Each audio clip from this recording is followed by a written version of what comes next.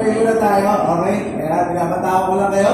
Sige, let's pray mga kapatid. No? May handa yung ating mga puso, no? Para sa transformation na gagawin ng ating Panginoon sa ating mga puso at sa ating mga buhay. Yes, Lord. Kami Lord, lumalapit sa inyo ay kapakumbaba ang puso, Panginoon. Lord, sa sandaling ito, Panginoon, kayo bumilos, Panginoon. Lord, namin wala kami may pagmamalaking puso inyo. Hindi yung aming galing, hindi yung aming ari-arian. Lord, wala. Kasi sa inyo lahat ng galing, Panginoon. Yung lakas namin, yung oras namin, na meron kami dito sa lupa, sa inyo galing, Panginoon. Kaya Lord, nagpapasalamat kami sa inyo. And this time, Panginoon, dalangin namin na kayo mangusap, Panginoon, sa aking mga kapatid na nandito ngayon sa araw na ito. Lord, gamitin niyo lamang ako bilang inyong tagapagsalita. Lord, mangusap po kayo, Panginoon, sa aking mga kapatid, Panginoon.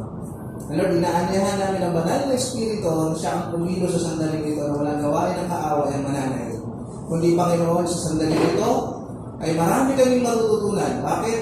Kasi kami ay mga sundalo mo, Lord God, na handang maglingkod sa iyo. Maraming salamat po. In Jesus' name we pray. Amen. Amen. Yan, maaari na po tayo mag-siyo po. Binibiro ko lang po kayo. Ayan. So, tayo po ay nasa series 4 na. For Servant's Heart to Serve in Ministry. Ayan. So, tapos na kayo. Sa mga may hawak na mga dyan, mga chichirya, okay, abutan nyo naman ako. Okay, para nakakaingit naman dyan. Dami na sa... Ayan. Okay. Binubuksan na nila. So, ang ating topic, no, ay... Pero bago tayo tumuloy sa ating topic, kilala nyo ba ito kung sino to? Sino? Michael Peel. Si Michael D. Michael B. Si Michael Jordan. Okay, alam naman natin si Michael Jordan, isa sa mga, no?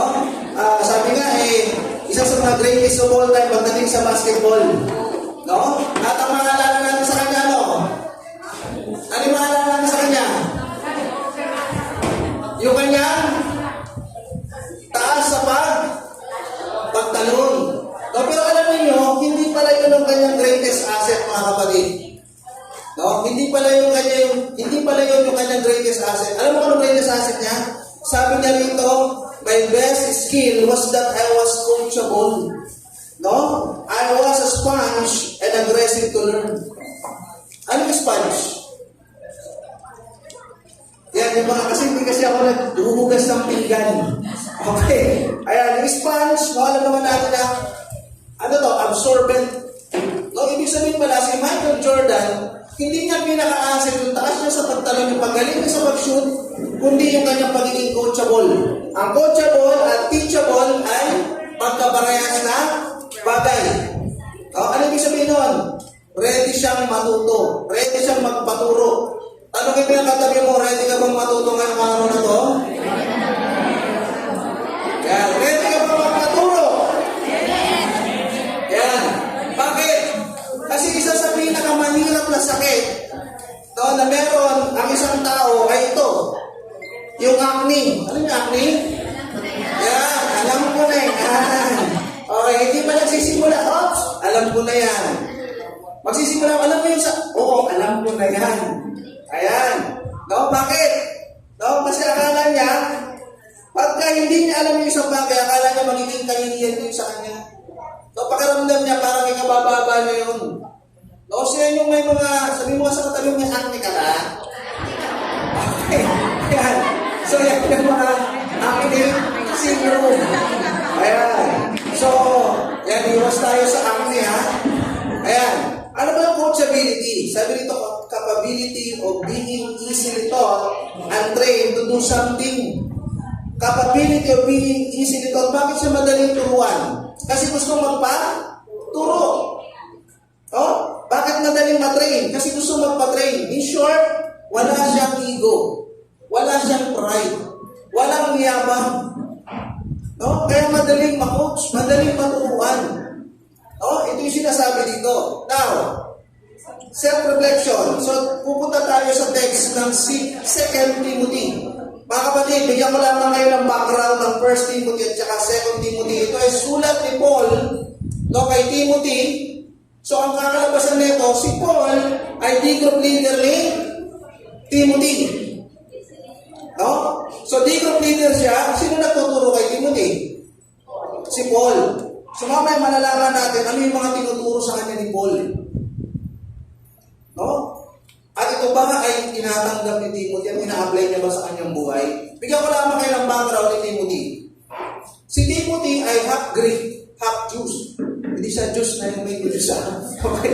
Isa siya kalahating Griego at kalahating Hudyo. No? Kasi ang kanyang lola at saka yung nanay niya ay mga Hudyo at yun yung naka-influensya sa kanya. No? Ang kanyang tatay ay Griego. So, tinuruan siya Old Testament, kaya naging maalam siya sa salita ng Panginoon. Ito mga kapatid, kung babasahin natin yung 1 Timothy at 2 Timothy, makikita natin yung naging buhay dyan ni Timothy. Makikita natin kung paano siya tinuruan bilang isang batang leader. Alam niyo mga kapatid, 17, 18, 19 years old siya or early 20s, sumasama na siya sa pag-mission kay Paul. Kaya namulat si Timothy kung paano ginagawa yung mission. No? Kaya kayo, sa mga leaders ng D-group dito, o kaya naman, balang araw, ay gusto makahawak ng sariling leader. Ito, tandaan niyo mga kapatid. Ang pagiging leader ay hindi posisyon. Ang pagiging leader, tandaan niyo ito ha, mahalaga to. Ang posisyon ay, ang leadership is not position. Si Paul ay very intentional na mag-disciple si Timothy. Kaya grabe din yung achievements na nagawa ni Timothy at the young age. Si Timothy, 30s pa lang siya, naging pastor na. So batang pastor, kaya tinuturuan ni Paul sa mga D-group leaders na nandito ngayon. Guide your Timothys. Maging intentional sa inyong mga Timothys. Turuan natin sila kung saan sila mag-grow. Ito, tandaan nyo ha, ang D-group ay hindi ginagawa para lang makumplay at makapagbasa kay 16 ng attendance. Tandaan niyo yan. Ang D-group ay may hinihit tayo dyan. May ginugol tayo. That someday, yung mga Timothys ninyo, yung mga hawak ninyo, ay someday din, makakasama ninyo sa paglilingkod sa Panginoon. Tandaan, ang D-group ay hindi barkadahan. Hindi tropahan. Darating yung panahon, naging barkadahan, tropahan, at masasigit pa dyan. Kasi ang nararamdaman na namin sa D-group ngayon, parang pamilya na kami.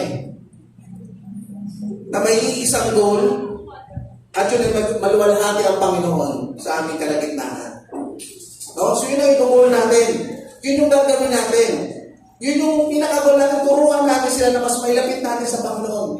Yan yung goal natin, mga kapatid. Tandaan niyan. Ang D-group, hindi lang yan laro.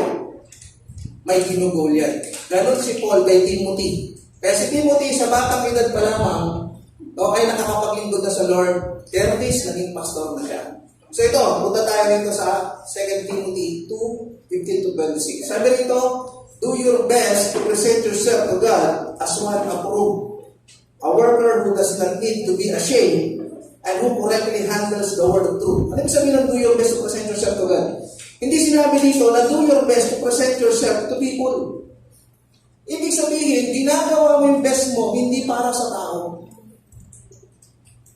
Kaya ka nagpapakabuti, kaya nilalagyan mo ng effort. Ito laging naririnig sa akin to ng aking mga kadigro. Tuwing may gagawin kayo, at pinagagawa sa inyo yan ng Panginoon, may in-entrust man sa inyo, maliit na bagay man yan, o malaking bagay, lagi yung gagawin ng 100+%. Lagi ko sinasabi sa kanila yan. Kasi minsan lang tayo mabigyan ng opportunity ng Panginoon. At sinasabi dito, pag suminapan ninyo, no, na kayo ay maging karapat dapat sa harapan ng ating Panginoon at hindi sa tao. Tandaan niyo mga kapatid, saan pang ministry ka nandoon, no? Saan ministry ka man nandoon, gampanan mo yung pinakatabas mo. Yan yung sinasabi ni Paul kay Timothy. Hindi yan performance. Tandaan niyo yan. Kasali ka sa Exalt, hindi performance yan. Kasali ka sa ushering, member ka sa ushering, hindi performance yan. Pero sa ang ministry ka man nandoon, hindi performance yan mga kapatid. Kundi ginagawa mo yan kasi ang goal mo ay mapalapit yung mga tao sa Panginoon. Through you, ikaw ang channel ko, instrument para mapalapit sila sa Panginoon. Amen? So yun ang gagawin natin. Sabi dito, a worker who does not need to be ashamed. Ano yung ashamed sa Tagalog? Hindi ka magiging bandang dulo ay magkakaroon ng kahihiyan. Ibig sabihin pala, darating yung time, aharap tayo sa Panginoon at pwedeng ito ay maging kahihiyan o karangalan. Anong ibig sabihin nito? Karugtong tulong natin sa simula. Na dapat lahat ng ginagawa natin, binibigay mo yung best mo. Hindi half-cook. Kung may pinagagawa sa iyo ng Panginoon, dapat give your best shot palagi. Hindi mo lang gagawin kasi you need to comply. Hindi. Kundi gagawin mo yung pinaka-best mo. Yun yung sinasabi dyan. Para pagharap natin sa Panginoon, ano sasabihin sa iyo? Well done, good and faithful servant. Welcome to the joy of your master. Kasi lahat pala ng ini-entrust natin dito ay parang araw may pagsusulit sa Panginoon. Amen? May pagsusulit yan. Kaya, tandaan nyo, kung ano yung binigay sa iyo ngayon ng Panginoon, kung ano yung in-entrust sa iyo ngayon ng Panginoon, in-entrust yan sa iyo kasi may tiwala sa iyo yung Diyos. Si David, ano yung unang in-entrust sa kanya? Pagiging shepherd. Darating pala yung time, magiging shepherd siya ng bayan ng Israel kasi siya pala yung mamumuno.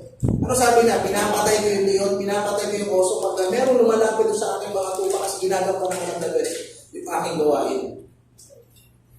Kaya tayo, maliit man, no? O malaki ang pinapahandle sa atin ng Panginoon, gampanan mo ng mabuti yan. Para bandang dulo, umarap man tayo sa Diyos, sasabihin sa atin ng Panginoon, galing mo. Galing mo. Ika, sama ka sa akin, welcome to the joy of Master. No? Yan yung sinasabi sa atin dito. Kay Timothy naman, kasi siya siyang pastor, ang sabi sa kanya dito, and who correctly handles the word of truth.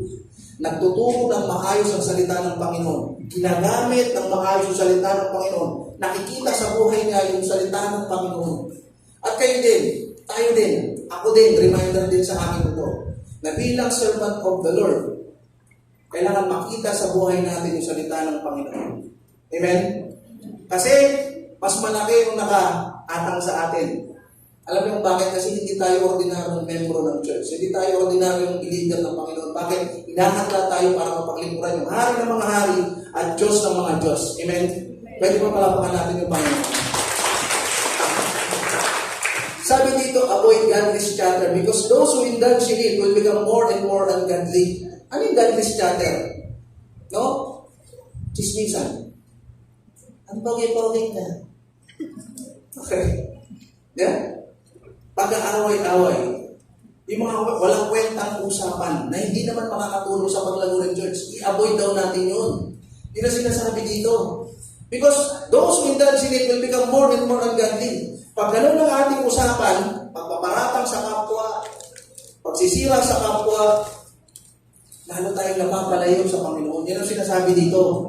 No? Sabi dito, their teaching will spread like gangrene. Alam niyo yung gangrene? Pag tayo na-aksidente at infection yung sugat, no? Pag pinasok ng bakterya, hindi na nadalo yun ng dugo, nabubulok at kumakalat yan sa buong katawan. Ganon din yung maling katuruan, ganon din yung maling paratang, ganon din yung chismis. Kumakalat yan. Yan ang sinasabi dito. At ito matindi, pinangalanan pa. Among them are Hymenaeus and Philetus who have departed the truth. Lumayo daw sila sa katotohanan. They say that the resurrection has already taken place and they destroyed the faith of some. Sinasabi tapos na yung resurrection. Tayo yun yung inaasahan natin, di ba? So nililihis nila yung mga believers that time na wala ng resurrection tapos na eh. At tayo ngayon bilang Kristiyano, yun yung inaasahan natin that someday haharap tayo sa ating Panginoon. Tama? Ito ay temporary life. Yung susunod na life, yun yung eternal life. Yun yung may eternity. Yung sinasabi dito. No? Tapos sabi dito, nevertheless, no? God's solid foundation stands firm. Bagamat kinukulig sa yung salita ng Panginoon, binabaluktot, pinaparatangan ng mali, hindi nayayanig ang salita ng Panginoon. Bakit ang sabi sa Bible? Heavens and earth will pass away, but my word will not pass away. Hindi mayayanig ang salita ng Panginoon. At dahil doon, yung mga lumiis, sabi rito, the Lord knows those who are His, yung Kanya, kilala niya. And everyone who confesses the name of the Lord must turn away from wickedness. Sino rito sinasabi anak siya ng Diyos? Parang ayaw nyo magtaas ng kamay. Okay. Yan. Lahat tayo ay anak ng Diyos. At pag sinasabi mo may anak ka ng Diyos, dapat may nakikitang ebidensya yon sa ating buhay. Tingnan mo nga yung katabi mo, may nakikita mong ebidensya. Kung iba na tinignan mo katabi, parang natawa. Okay. Pero parang umahaba yung sungay nito. Okay. Classmates. Okay. Kasi classmates ko kayo pagdating sa Panginoon. Hindi napepeke ang buhay Kristiyano. Bakit? Kasi nagsisimula yan sa pamilya. Diba? Pa-serve-serve ka pa, servant heart ka pa. Dito sa bahay, di mo ako mapagligpit, di mo ako mapagtimpla ng kape. Tapos servant heart ka. Diba? Sa bahay pa lang, didirahan eh. Diba? Hindi napepeke yan mga kapatid. Hindi naloloko ang buhay Kristiyano. Hindi napipake yan mga kapatid kasi nakikita yan sa buhay. Yes! Mapipake mo sa mga ilang linggo, ilang araw, ilang buwan yung kasama mo sa church. Pero darating yung time lalabas at lalabas yan kapag unguarded ka na. Pag guarded ka pa, uy, medyo ginagwardya mo yung ano mo eh. Pero ano sabi? From the abundance of the heart, the mouth, hindi napipake mga kapatid. Ano sabi dito? In a large house, there are articles not only of gold and silver, but also of wood and clay. Some are for special purposes, and some for common use. Those who cleanse themselves from the latter will be instruments for special purposes, made holy, useful to the master, and prepared to do any good work. Mga kapatid, ito ang kingdom daw ng Panginoon ay hinalimulan niya sa isang malaking bahay. At sa isang malaking bahay, maraming gamit. Ito tanong ko kayo, saan niyo gusto magamit? Sa special purposes or sa common purposes?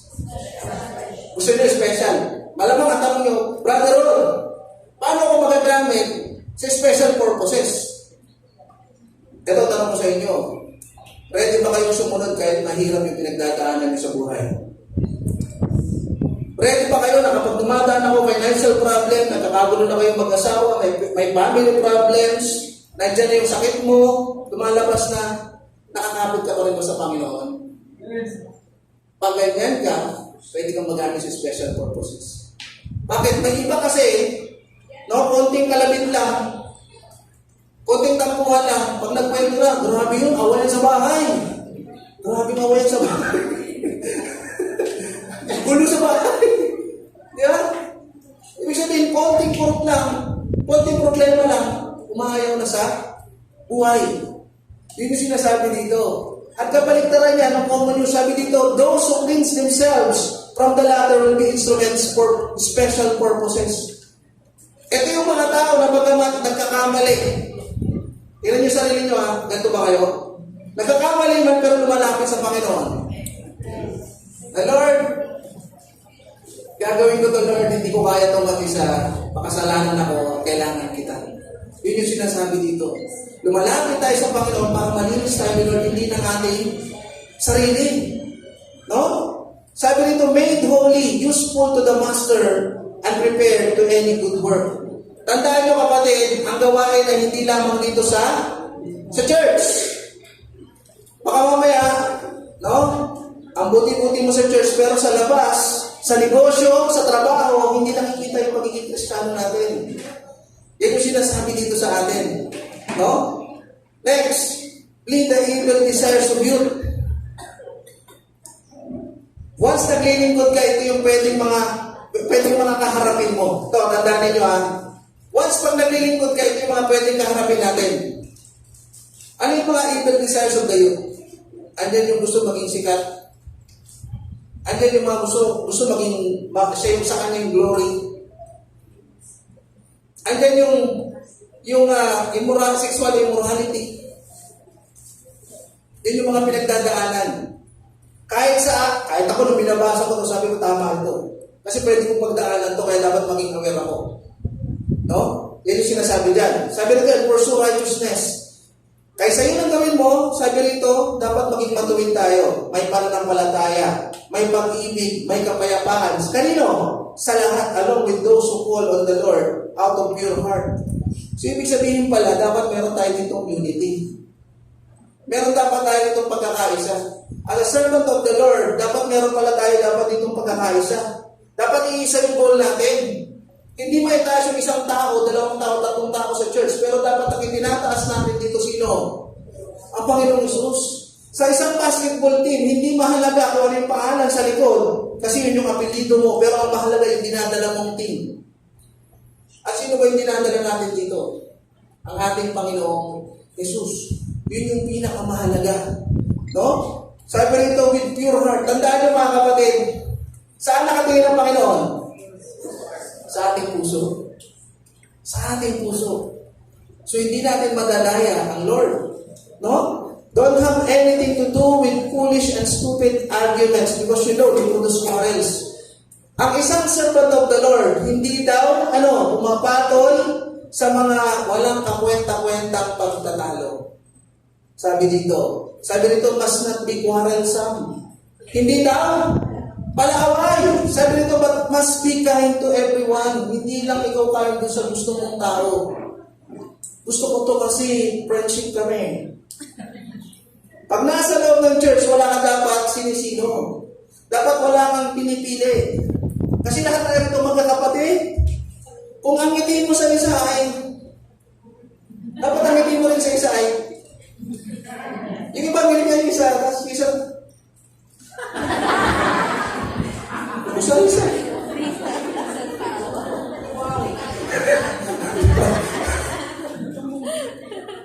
I mean, dapat ipakita natin sa bawat kapatid natin yung pag-ibig. Ito, mga kapatid pakinggan nyo ito. Pag ganyan ka, baka maging katitisoran ka ng iyong kapatiran dito sa church. Pag ganyan ka, baka maging katitisoran ka. No? Kaya dapat, pare-parehas yung pagtingin natin sa ating mga kapatid dito sa church. Wala tayong tinatangi, ko kasi ito, best friend kami. Tapos ito yung buyo eh. Diba? Dapat best friend natin yun lahat. Bakit? Kasi kapatid natin sa Panginoon. Amen? Pwede ba natin palampakan yung Panginoon? Ito, mga kapatid mas matindi dito. Kasi ito tayo nga gamitin eh. Ito yung bawat mesa na nandiyan, bawat tao na kaupo dyan. Dapat mas iba yung natin. Yung kapatid ko sundalo, Marines siya. Alam mo kung ano yung nila, yung motto nila? No one will be left behind. Kahit patay na yung kasama daw nila, kailangan nila yung muning at atakin at iuwi pa sa pamilya niya. Ganun pa tayo dito. Ako yan mga tayo. Tama ang ugali niya, papatayin ka lang ako din eh.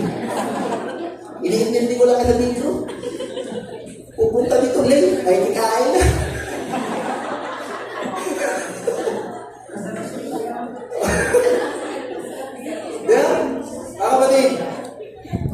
Nawagan din tayo. Kung yun, sundalo ng ating bansa, tayo sundalo ng ating Panginoon. Kaya dapat magmalasakitan tayo sa bawat isa. Dapat pag tinitignan mo yung kapatid mo sa Panginoon, nandun yung pag-ibig. Nandun yung pagmamahal na ito, pagtatanggol ko ito kasi kapatid ko sa Panginoon ito, sasamahan ko ito, dadamayan ko ito, tutulungan ko ito, dapat gano'n. As a servant of the Lord. Hindi, hayaan mo sa kanila yan, ministry nila yan. Mali. Mali po yun. As a body of Christ, as a church, dapat tulong-tulong tayo kasi isa yung goal natin dito. Yung may pakilala ang Panginoon at mas maraming madamay sa atin, na makakilala din sa Panginoon. Na may lapit din natin sa Panginoon. Yung ministry ng isang hindi niya lang ministry yan, ministry mo din yan kasi bahagi ka ng church na ito. Amen? Amen. Ganun ang gawin natin. At pag ganun ang ginawa natin, tandaan ito, mas magiging maganda yung daloy ng church natin at marami tayong makukuha kaluluwa sa labas. Kasi maniniwala sila na may sinasamba tayong Diyos kasi ganoon tayo ng mamahalan sa bawat isa. So, but must be kind to everyone. Sabi rito, able to teach. Si Timothy, pastor, kaya kailangan marunong siya magturo, not resentful. Ano ibig sabihin ng resentful? Hindi damin. Kasi dito si Madam eh. Si Madam Damin. Ito. Tatapatin ko kayo. Ito mga kapatid, sa church at sa labas, pwede kang makaranas ng heartache. At minsan, ito matindi. Yung kasama mo pa sa church yung nag-cause ng heartache. Kaya maging ready kayo. Maging ready kayo. Maging aware kayo dyan. Alam mo, kung focus ka sa Panginoon, hindi mo yan iintindihin. Bakit? Kanino ka naglilingkod? Sa Panginoon. At hindi sa tao.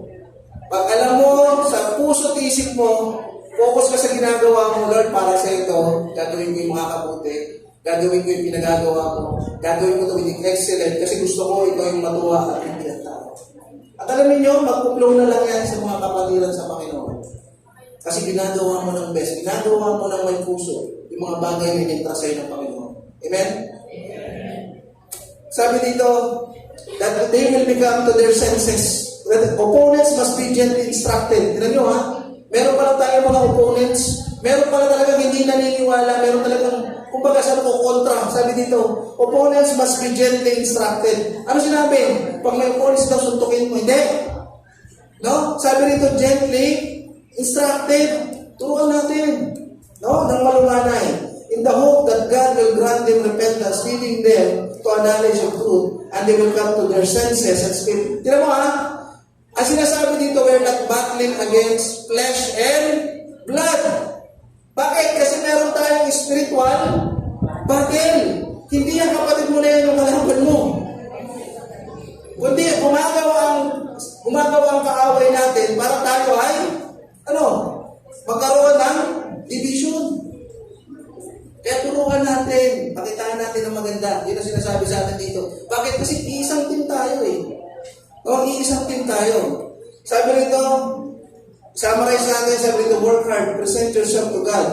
Be a good worker, not ashamed to share the word correctly. Avoid worthless, foolish talk. Don't get involved with foolish, ignorant arguments. A servant of the Lord must not quarrel, but must be kind to everyone. Be able to teach and be patient with difficult people. Gently instruct those who oppose the truth. No? Ano ba sabi? Mission natin is our work to the unbelievers. Ano ba mission natin? Ano ba? Ano mission natin? Sabay-sabay tayo. Ano ba mission natin sa sisya? To honor God, to make Christ committed followers, who will make Christ committed followers. Yan daw yung gagawin natin sa labas. Pero yung ministry daw natin, kasi tayo ay magiging servant leaders, is our work for the believers of the church. So we are serving God through serving other people. Ito yun, papasok sa ministry.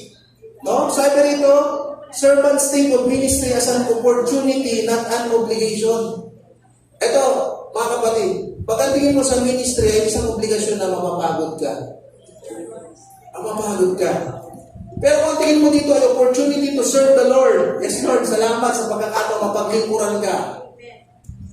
Nandun yung apoy sa puso mo kasi alam mo yung pinaglilingkuran mo yung Panginoon. No? Hindi ka mabibigatan kasi alam mo ito ginagawa ko para sa Lord. Hindi ito obligasyon, hindi trabaho to. They enjoy helping people, meeting needs, and doing ministry. Yan yung nararamdaman doon. Sabi dito, ministry is not a life of convenience. Nako! Pag kayo pumasok sa ministry, hindi yan masarap ang buhay. Pero alam mo yung fulfilling. Pag yung mga tao lumalapit sa iyo, Brother Rod, salamat kasi ginagamit ka ng Panginoon para mag-grow kami. Thank you sa sipag mo. Ang sarap sa pakiramdam ng very fulfilled ka. No? Very fulfilling yan. Tandaan ninyo, ministry is not a life of convenience. Lalabas ka dyan sa comfort zone mo, mga kapatid. Kung takot ka mapuyat, ako po, huwag mo nang pangarapin maging D-group leader. Kasi yung usapan na 2 hours lang tayo, maaga tayo uwi Okay. Ang nangyayari, maaga talaga sila umuwi. Kami rin ganun eh. Alauna na kami umuwi kagabi. Maaga na talaga. Okay. Kailangan mo lumabas sa comfort zone mo. Kailan nyo to Once tumayo ka dyan kapatid at pinanindigan mo yung pagiging leader mo, ikaw yung unang mag-grow.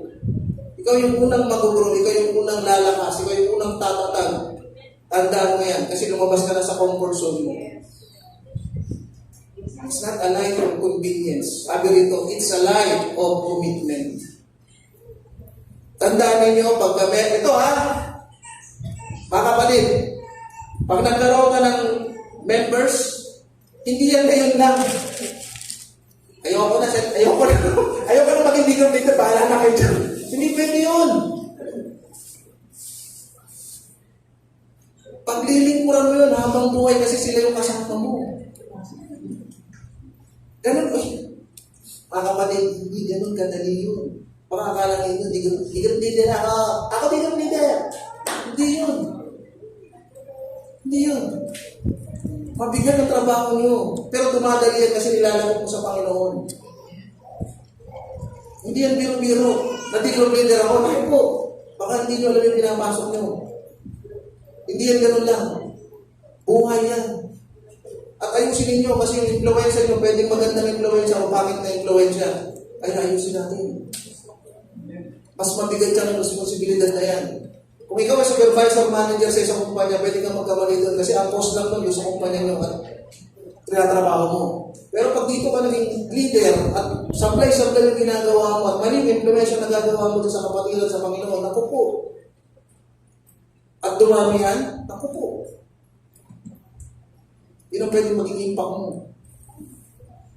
Kaya dapat ayusin natin. No? Ayusin natin. What is ministry? Not a way to salvation. Akala ng iba pagka, yes, plus din ako sa langit. No? Yes, ipag-sipag ko sa ministry. Ako na nagbubukas ng ngiti. No? Ako na rin nagsasara niyan. Okay. Ay, sipin mo, opening na, closing pa. Grabe naman yan. Okay. Sabi rito, a penance for sin. Ano yung penance? No? Yan yung pera, di ba? Finance. Hindi, okay. Penitensya.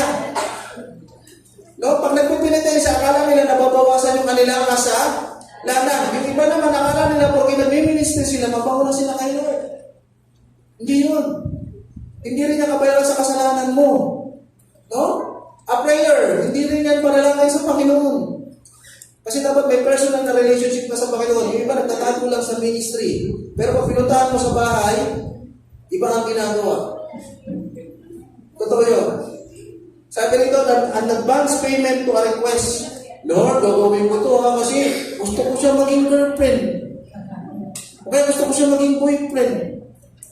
O kaya Lord, magpapakasipag ako sa iyo kasi may negosyo ako. May project ako na gusto makuha. So magpapakasipag ako dito. Lalaki ako, sasali ako sa wow. Pati mo, pinasok na. Alam ba, Panginoon? Ang sipag! Wala ka na, pati mo, pinasok na. Okay, pagpasok niya sa wow, napapakaw. Ayan, sabi nito, an outlet for our... Wait, ito huwag nyo gawin yung ministry kung alam ninyo mandadamay lang kayo sa kalungkutan ninyo, dinadamay nilang yung mga... Di ba? Alam mo kapatid, gusto ko sumali sa ministry kasi alam ko dito mababawasan yung... Kasi broken hearted ako eh. Parang makalimutan ko ba siya? Kasi pag nasa bahay ako, nakakilala ko siya sa lahat ng mga padir namin, nakikita ko siya. Pag kumikita ko pa rin siya. Kung yun ang dahilan mo, kaya ka nag-ministry, huwag mo na idama yung mga tao dito sa church. Dapat ang heart mo dyan, gagawin ko ito kasi I want to serve the Lord. I want to, di ba? Gusto kong gamitin yung gifts ko, yung talents ko para sa Panginoon, malwala ng Diyos.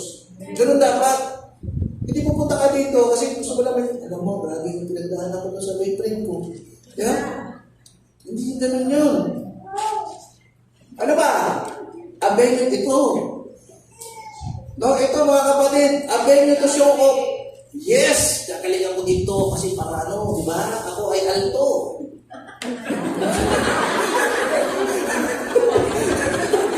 Kagalingan ko sa pagkanta, alto, alang sa tono pa lang.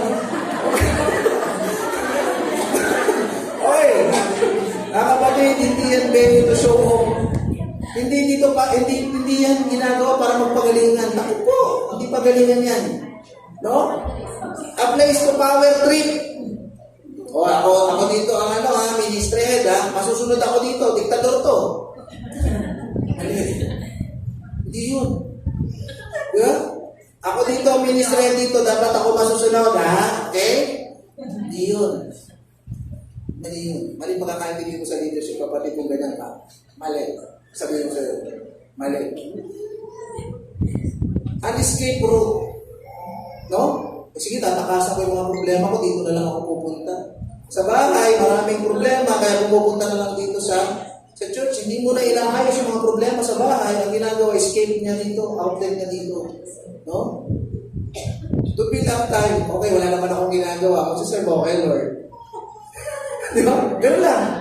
Wala naman akong ginagawa sa bahay. So, sige, magserve na lang kay Lord. Mali. Walang heart. No? Walang heart. It's not compulsory, hindi ito sa pilitan. Meron ba dito napilit?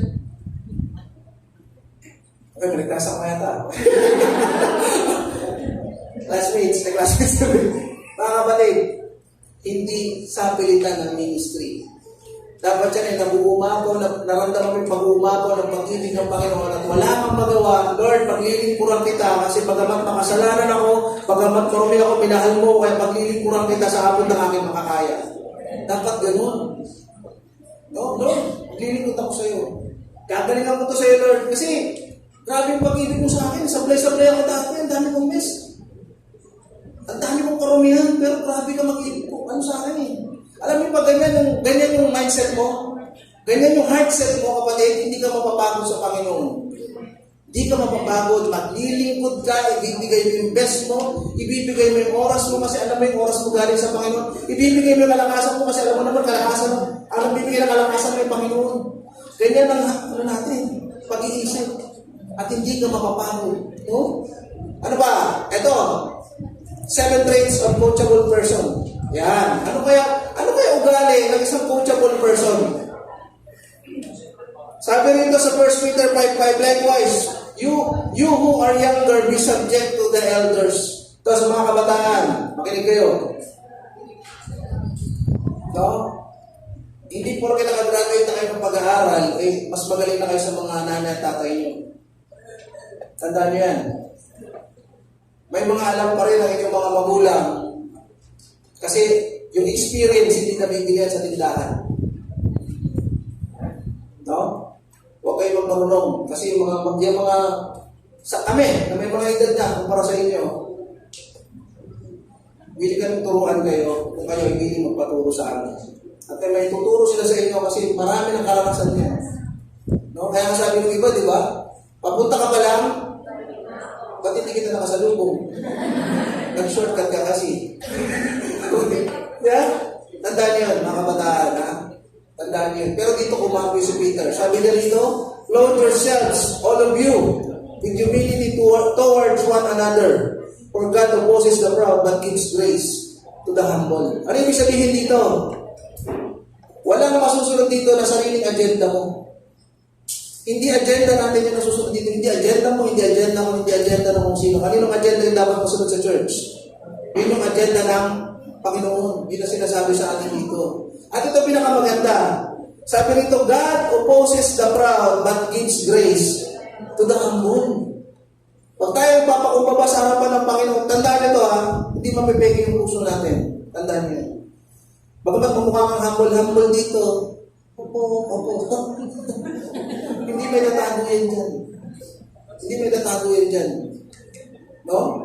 Sabi rito, listen to advice and accept instruction that you may gain wisdom in the future. Anong sabi ng kasabihan?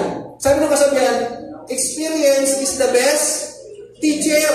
Pero, alam mo, mas magandang i-modify yun eh. Experience of others is the best teacher. Bakit? Kasi hindi naman lahat ng experience mapagdadaanan mo. At alam mo, pag nakinig ka sa taong may experience, kung siya pinagdusahan niya ng 2 taon, 3 taon, 5 taon yun, at ikaw meron kang pag-iisip na gusto mong matuto, yun ang magiging mo, masisave mo. Diba, nagkamali siya. Alam mo, kapatid, pinagdusahan mo ito 2 years, kapatid eh. Hindi kasi ako nag-research eh. Pinasok ko lang itong business na to. Nalugi ako. 3 years ngayon, pinagbabayaran ko yung lugi ko. Ikaw nakikinig ka, anong nasave mo? Yung taon na dapat mong palugi. Yung pera na dapat malugi. Yung time na dapat mong pagbayaran. Ito matindi, natuto ka pa. Sa isang taong, di ba? Bukas ang isipan, balang araw sabi dito, that you may gain wisdom in the future. Magagamit mo yan sa future. Yung iba kasi ang habang. Alam ko na yan. May isang bankero at isang scholar, napakatalino ko. So, sabi niya, mamang bankero, pwede mo ba akong yatin doon sa kabilang ilog? Pwede matalino to eh. Nabuburing yung scholar. Sabi niya, mamang bankero, alam mo ba yung tungkol sa geography? Sabi ng bankero, ano yun? Hindi ko po alam. Sabi niya, okay, you lose 1/3 of your life. Mamang bankero, sabi niya gano'n. Alam niyo ba yung tungkol sa mga iba't ibang bansa? Eh, siyempre bankero. Hindi ko po alam eh. Okay, you lose 2/3 of your life. Eh, biglang dumilim ang langit. Biglang umulan. At tumakas ang alon. Biglang tumawog ang bangka. At ang sabi ng bankero, alam niyo po ba kung paano lumangoy? Okay, you lose 100% of your life. Bye-bye. Ganon din tayo mga kapatid. Huwag mong paliitin yung tao. Tinignan mo porke gusgusin. Tinignan mo porke hindi nakatapos ng pag-aaral. Tinignan mo porke ganito lang. Mga kapatid, meron siyang alam na hindi natin alam. Maging humble tayo everyday.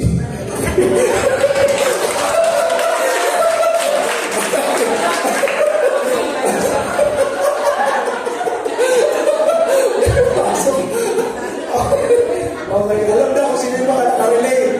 Makita-kita tayo doon, pupunta kami sa okay, joke lang. Ayan, nakarelate sila. Okay, having the eyes of your hearts enlightened that you may know what is the hope to which He has called you. What are the riches of His glorious inheritance in the saints? Sipin mo puso, dapat may mata. Bakit? Kasi bagamat mahirap ang paglilingkod at tinitignan mo yung future. Open eyes, no Lord. Yes, mahirap itong pinagagawa mo sa akin. Alam ko maraming tatrabahuin dito, pero Lord, nakatingin ako sa iyo. Kasi alam ko, balang araw, may parangal ka para sa akin. Lord, hindi ako mapapagod dito. Kasi nakapokus ako sa iyo. Alam ko, tutulungan mo ko, sasamahan mo ko, you give all the resources para magampanan ko itong pinagagawa mo sa akin. Yun to. Kailangan maging bukas yung mata natin. Kasi kung tinitingnan lang natin yung sarili natin galing, naku po, mapapagod tayo. Yung performance lang, naku po, mapapagod tayo, sinasabi ko sa iyo kapatid. Pero kung nakatuon ka sa Panginoon, yes Lord, mapupuyat ako, magsuserve ako, mapapagod ako, magsuserve pa rin ako, may kakarapin ako mga gulo, magsuserve pa rin ako. Ipiliin ko pa rin mag-serve. Kasi nakatingin ako sa iyo. Yung mata ko open na open sa pinagagawa mo sa akin. At alam ko, in the future, hindi sayang itong gagawin ko. Kasi kung may gagawin ako ngayon, ito yung pinakamagandang investment na magagawa ko na mapapakinabangan ko balang araw. Amen? Thank you, Chiria. Okay. Sabi nito, unplug ears, making your ear attentive to wisdom and inclining your heart to understanding. Yung iba, ang gusto lang mapakinggan, ay okay sa kanila. Pag sinabi, seek ye first ang kingdom of God, His righteousness, and all these things shall be added. Uy, mayroong wealth. Ano ko to? I-highlights ko to. Love your enemy. Uy, Bentel pen. Kasi hindi okay sa kanya eh. Ganun din dito. May mga tao, pagdating sa correction, pagdating sa instruction, pagdating sa direction, kasi napumuna na siya, nililibyok siya, sarado na ang tenga. Kaya din nag-i-improve. Tingnan mo to ha. Nung pinag-aaralan ko to, may nakita ako. Tingnan mo ha. Sa heart, nasa gitna ng heart yung ear. So ibig sabihin pala, mas magandang nakikinig tayo kasi doon pinapakita natin na meron tayong heart. Kapalampakan yung Lord. Mas pag nakikinig ka, mas pinakikita mo na may puso ka, na may pag-ibig ka.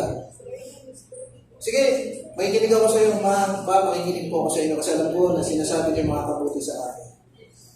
Sige, makikinig ako sa aking group leader kasi alam niya, yung journey namin, patutunguhan namin para mas mapalapit kami sa Lord. Makikinig ako sa pastor, makikinig ako sa Amen? Sabi rito, men listen to me and waited and, sabi rito, close mouth. Men listen to me and waited and keep silence for my counsel. Sa mga payo ko sila'y nananabig, sa sinasabi ko sila'y nakikinig. Mga kapatid, pagka kayo ay pinagpapayuhan, nananabig ba kayo?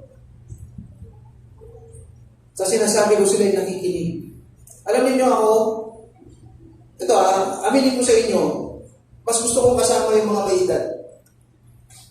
Maliban lang doon siyempre, ang mga kuluna niyan, mga ikikasin, gano'n, sa lumas. Pagbukas ng meron mga serpilan. Di ba, pag mga 20s pa, mga bibikulong yan, yung bambu, bibikulong. Pag mga 30s pa, mga kakaiba yung amoy yan eh. Pag mga 60s na, ano yun, katinto.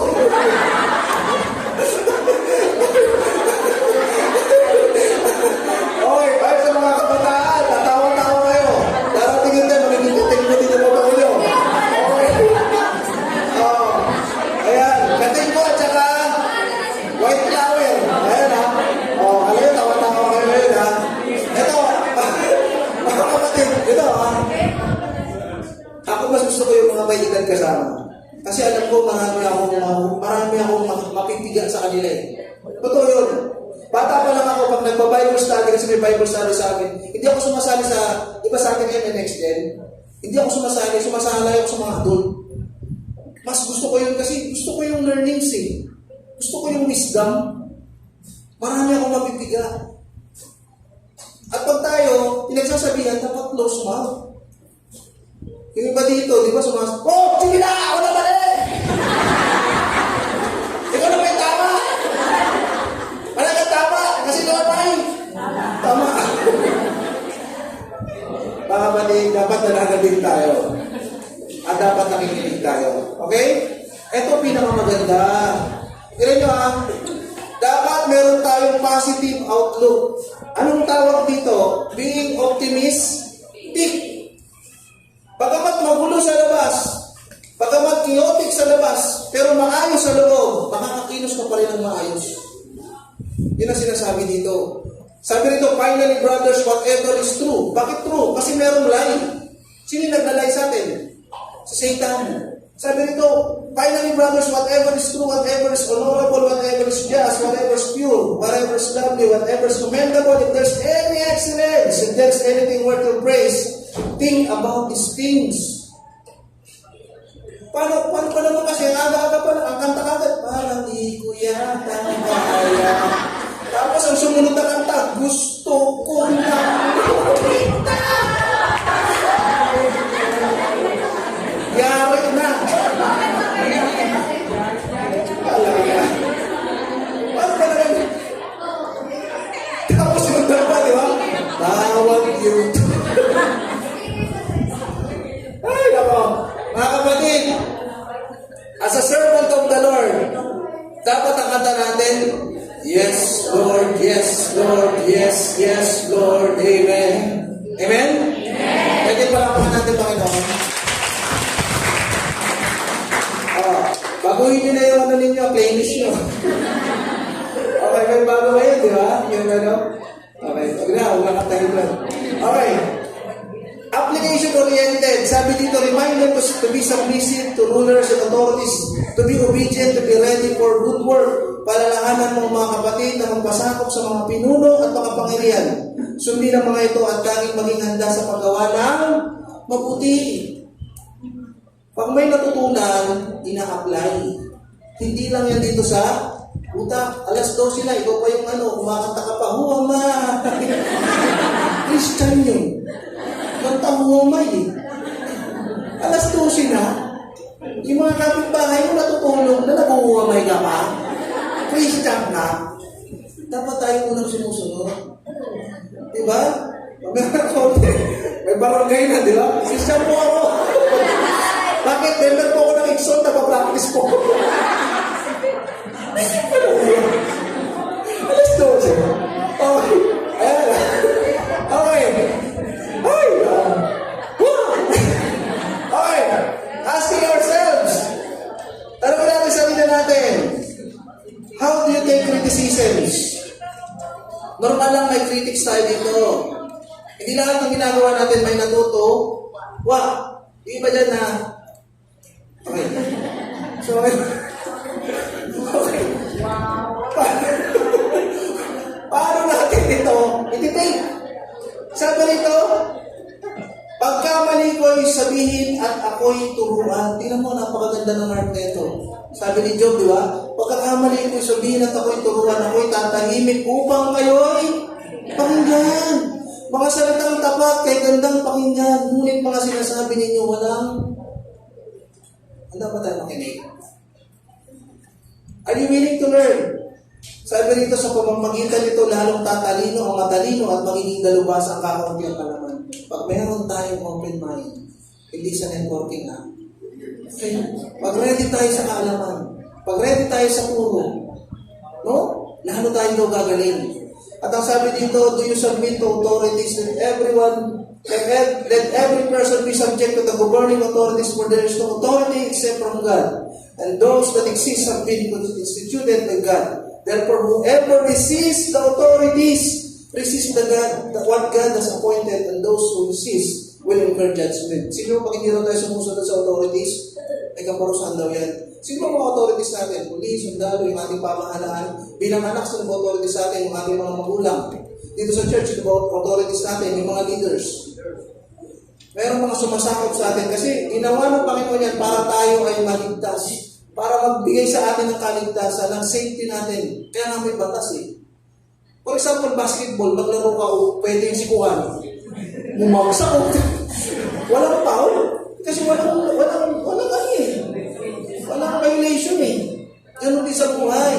Pag wala tayong sinusunod na authorities, walang batas, mapapahamak tayo. Kasi lahat pwede na natin gawin. Sabi mo, sinusunod mo yung bahay na kapit na okay lang yan. Wala namang batas eh. Di ba? Babarbilo kami. No, di ba? Pero meron ganyan. Okay? Tandaan natin mga kapatid, coachability is a sign of humility. Sabihin mo sa katabi mo, coachability is a sign of humility.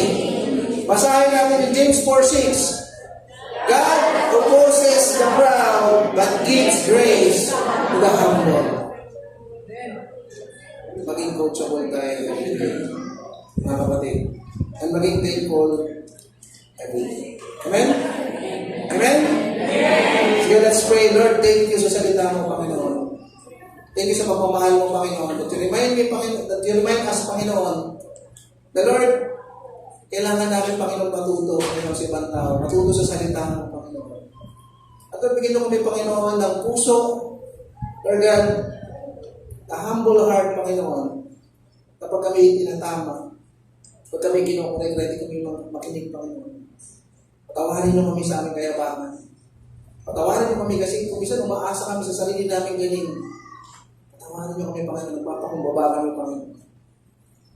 Teach us, Panginoon, magkaroon ng puso, Panginoon, na handang makinig, handang matuto.